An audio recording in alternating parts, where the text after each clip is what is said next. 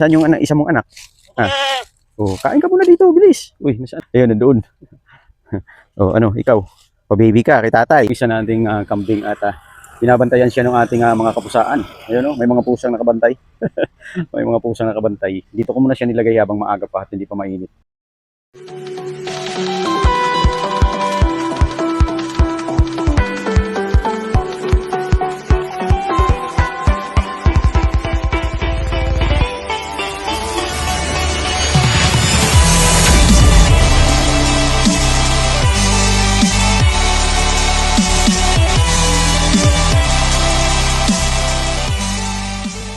Dahil may alaga tayong mga kambing na ngayon, itong tangke ng aming tubig dati ay gusto ko itong gawing bahay. Wala silang masisilungan kaya gagawin ko to, bubutasin ko dito sa harapan na to para pinakapinto. Tapos bububungan na lang. Nimulan ko na pero natamaan yung paa natin kaagad kaya umuwi tayo. Ayun, may tama na kaagad, hindi pa, nag-umpisa pa lang. Hindi totoo yan. At yun o, nagkaroon ng tama yung ating paa.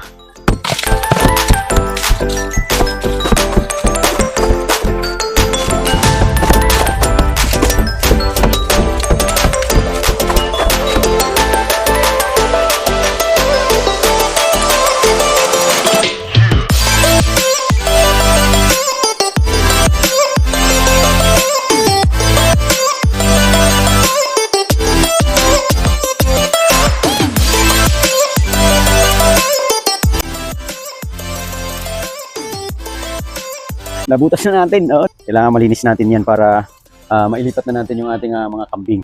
Kaya yun, no? Yun yung loob. Oh, yun yung loob, oh. Oo, lilinisin na lang dahil medyo ano na, medyo matagal na kasi na hindi ginamit tong tangke na to. Kaya ganyan na ang loob niya. Oh, syempre yung mga natirang tubig diyan, lilinisin na natin. At yun nga pala, ipakita ko sa inyo yung ating mga alagang kambing. Ito nandito yung dalawa. Oh, sinalubong pa tayo, oh. Ano? Oh, hinahanap mo na yung ano mo, isang anak. Nasaan yung isa mong anak? Oh, kain ka muna dito, bilis. Uy, nasaan na yun? Ayun na, oh, nakatungtong na yung isa, oh. Pagala-gala na doon sa baba. Nakatungtong doon sa may kahoy, tumalo na. Oh, kain ka na, bilis. Uy, sus. Pa-baby pa kay tatay. Mamaya na yung anak mo, nandoon pa yun. Oh, nasaan ka na? Nasaan ka na? Halika na dito. Ay, sus, natali ka na naman. Ayun na siya, oh. Ayun, nandoon. Oh, ano, ikaw? Pa-baby ka kay tatay. Kain ka na. Oh, wala, oh, yung tiyan mo, oh, mahapis pa. At kahapon lang, ay nung isang araw lang to dumating sa amin yung aming mga alagang kambing. Oh, kita, ang ganda ng kulay niya, di ba? May white at saka brown. Yung isa naman yung anak, yung lalaki, ayun, nandoon. Mayroon siyang black at saka brown. Ayun, nagapos ka na dyan. Oh, mamaya, pupuntahan kita mamaya. Yan, yung isang kambing natin ay nandito sa gate sa may tabi ng kalsada. Nasaan? Ayun. Ayan siya, oh. Yung isa nating kambing at binabantayan siya ng ating mga kapusaan. Ayun, oh, may mga pusang nakabantay. May mga pusang nakabantay. Dito ko muna siya nilagay habang maaga pa at hindi pa mainit. At yan, kumakain pa siya. Yan yung pangatlo nating kambing. Yan. Puntahan ko dahil natali siya dun sa puno. Umikot siya. Kaya atin mo nang kakalasan ng tali dahil naano siya sa puno, umikot. Ay, bakit kasi ba't tumatakbo? Ba't tumatakbo? Diyan lang. Mailap siya kaya ano siya, tawag dito. Dito na muna kay ninanay mo. Ingay niyo naman. Nagtatrabaho pa si tatay.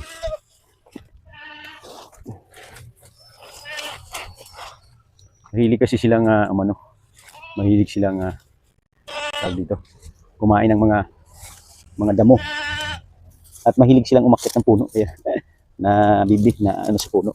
Buti na lang yung puno ay hindi naman masyadong mataas. Pag dyan, dito ka lang at nagtatrabaho si tatay. Mahilap kasi itong lalaki. Oo, dyan na, sasama pa eh. Kumain lang kayo dyan. Hinahanap niya kasi yung isang anak niya na nandun sa gate namin. Kaya, panay ang iyak niya. Ayan o, panay ang tingin niya doon sa gate. Nandun yung isa, nandun sa lugar na yun. Hindi masyadong kita dahil kulay itim at saka brown yung kanyang kulay.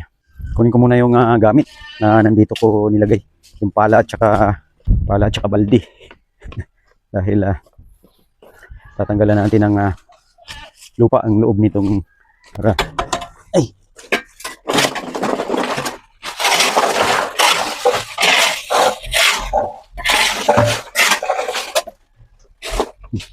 kailangan mo itong malinis dahil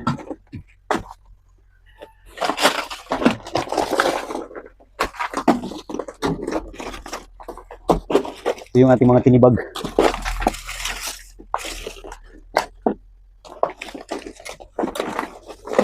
Marami-rami din to. Yan, isang wall. Aray ko, tinamaan pa yung aking sunglass. Kailangan mo na ito malinis.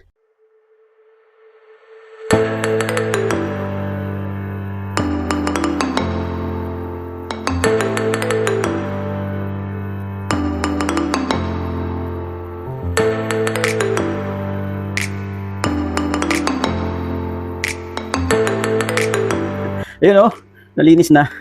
Nalinis na natin. Pagod si tatay Pagod. Nalinis na natin. So, yan. Diba, nalinis na. May pinto na. Diyan ngayon natin sila padadaanin. Ating tangki namin to at hindi na ginagamit kasi mayroon ng maraming tagas na marami ng bitak-bitak sa wall. Tapos na natin kanina linisin. Kaya maglalatad na ako muna ng wire para putulin na natin yung bakal na nakausli doon sa pinag-asintahan. Kailangan nyo na magawa ngayong araw na to kasi kailangan na natin silang dyan ilagay mamayang gabi dahil yung ating garahe ay nangangamoy bundok. Nasa bundok na nga tayo, yung garahe pa natin ay nangangamoy bundok din. Kaya yan, latag na natin. Kunin ko muna yung aking grinder para mamaya magamit na natin tong kulungan.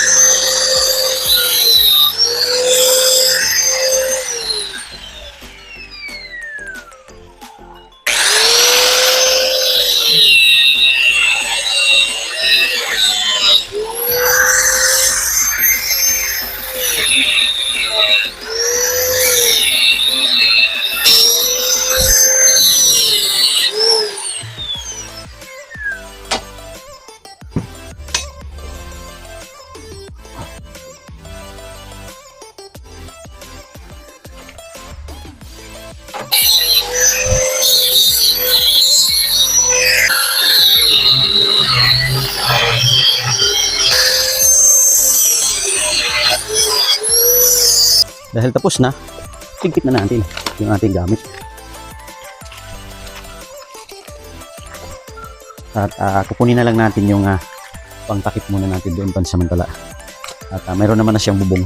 Kahit pa paano ay mayroon siyang bubong. Kaya hindi sila mahahamugan mamayang gabi. Oo, yun ayun na siya sa puno ng nyug. Oo, di ba? At yung iba naman ay nandoon banda sa malayo. Kaya kanina umiiyak pa nga Oo. Kukunin ko na yung ating pangsara doon sa baba sa may kulungan ng baboy namin.